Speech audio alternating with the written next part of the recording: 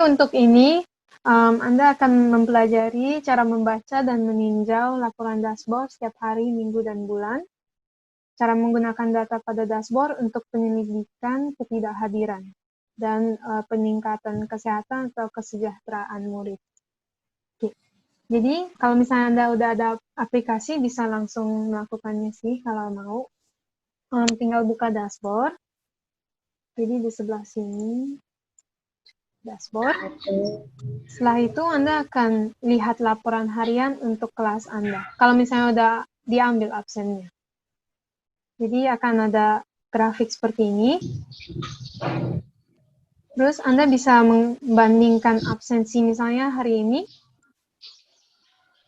terhadap hari-hari sebelumnya dengan memencet tanda panah kiri misalnya kalau mau lihat Setelah itu untuk dashboard harian juga ada data untuk berapa siswa yang hadir, yang tidak hadir, berapa siswa yang tidak hadir dan alasannya tidak diketahui, dan alasan paling umum untuk murid di kelas Anda untuk hari itu.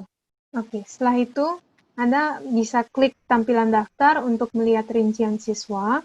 Misalnya, ini nama masing-masing siswa, ini jenis kelaminnya, laki-laki atau perempuan. Ini fotonya kalau udah ditaruh. Terus kalau hijau menandai bahwa mereka hadir atau merah absen. Pada setiap akhir pekan atau minggu, Anda akan melihat laporan mingguan.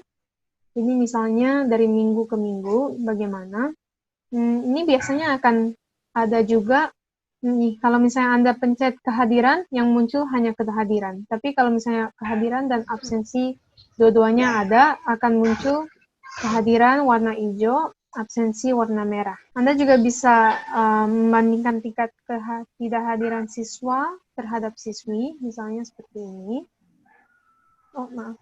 Dan juga absen karena alasan apapun, misalnya sakit, izin, atau apa, persentasinya. Data yang di sini berlaku untuk minggu ini. Kalau misalnya mau lihat data minggu sebelumnya, Anda bisa klik tanda panah kiri, ini semuanya akan ganti.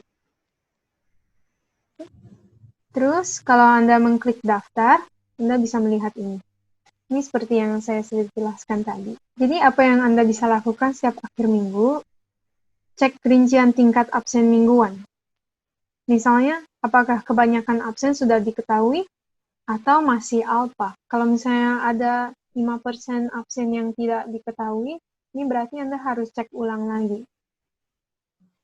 Terus, cek presentasi ketidakhadiran karena alasan kesehatan atau sosial. Ini Anda bisa lihat kalau absen karena alasan kesehatan itu lebih banyak daripada absen gara-gara alasan sosial pada minggu itu. Minggu 26 Juli sampai 1 Agustus. Ya. Terus tolong perhatikan alasan absen yang paling umum di minggu ini. Misalnya, di masa COVID, kalau akan sangat mengkhawatirkan kalau demam adalah alasan paling umum untuk beberapa minggu. Terus Anda bisa beri saran kepada siswa untuk tetap sehat. Misalnya, jika mereka demam atau sakit kepala, ingatkan siswa untuk pergi ke klinik bila demam tingginya berlangsung lebih dari sehari untuk dicek malaria atau yang lainnya. Jika batuk pilek, cuci tangan dengan sabun dan air, makan sayuran dan buah, serta minum banyak air. Dan untuk laporan bulanan, dalam laporan bulanan Anda dapat melihat kehadiran keseluruhan dan tingkat ketidakhadiran pada bulan itu.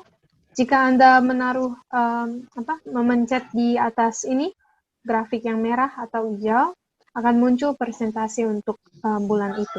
Terus, Anda bisa membandingkan tingkat absen bulan ini terhadap bulan-bulan sebelumnya, dan juga sama membandingkan tingkat ketidakhadiran siswa terhadap siswi. Terus, absensi beresiko tinggi adalah murid yang absen selama 3 hari atau lebih di bulan ini. Untuk melihat siapakah 8 murid ini misalnya untuk bulan Juli, tinggal buka tampilan daftar. Jadi, sebenarnya menurut saya ini yang ditunggu-tunggu para guru sih. Soalnya pas observasi sekolah, mereka kasih tahu bahwa ini akan sangat membantu untuk laporan bulanan atau sebagainya. Jadi misalnya untuk setiap murid akan ada jumlah hari hadir pada bulan itu, jumlah hari absen gara-gara sakit, izin, dan alfa, dan jumlah hari efektif untuk bulan itu. Dan hitungannya berdasarkan hari kehadiran diambil di sistem Waliku. Ini adalah laporan tahunan, tetapi bisa dilihat setiap akhir bulan.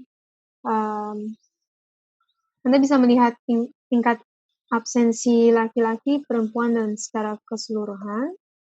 5 alasan utama absen kesehatan. Jadi misalnya Anda bisa melihat diare, demam, cedera, kesulitan bernapas merupakan alasan utama absen kesehatan.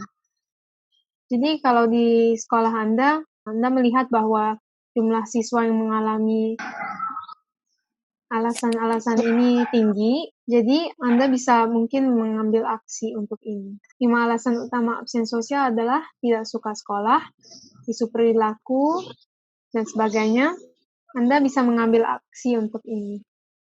Terus ini penting sekali, Anda bisa melihat daftar, jadi masing-masing guru bisa melihat data masing-masing kelas mereka. Mereka bisa melihat siswa absen yang sangat kronis atau kronis. Yang sangat kronis adalah yang presentasinya diwarnai huruf merah.